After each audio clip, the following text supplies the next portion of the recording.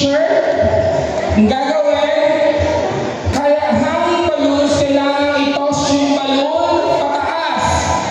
Habang nasa taas ng balloon, dapat hindi malinig yung floor, na isuot ang damit at naihubad na ipasa sa kasunod. Hindi mo dapat bababa ang balloons. Sino ang mag-maintain? Yung nagsusuot. Ngayon, ipasa na yung pinagpasahan, kailangan i-maintain niya nasa taas pa ito habang sinusuot yung damit. Kuha ko? Okay. Trial? Trial? Okay. Trial tayo. Ready? Trial po tayo. Set? Go! Yan.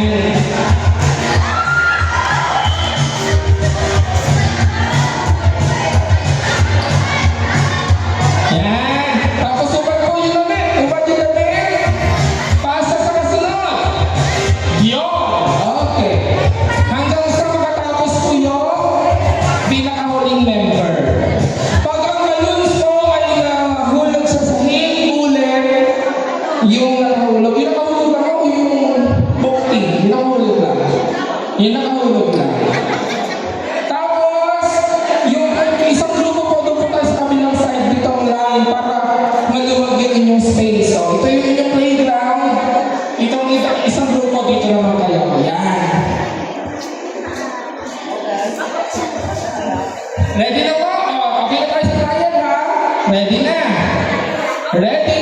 Hindi po importante kung yung t-shirt ay baliktad o hindi. Ang importante na isuot ang t-shirt mahubad na hindi nahuhulog sa sahig ang lobo.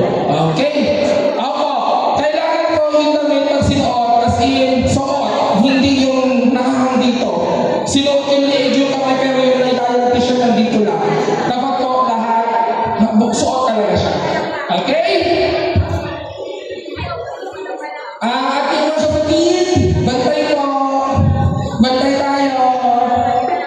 Ready? Ready na po? Ready? Set? Go!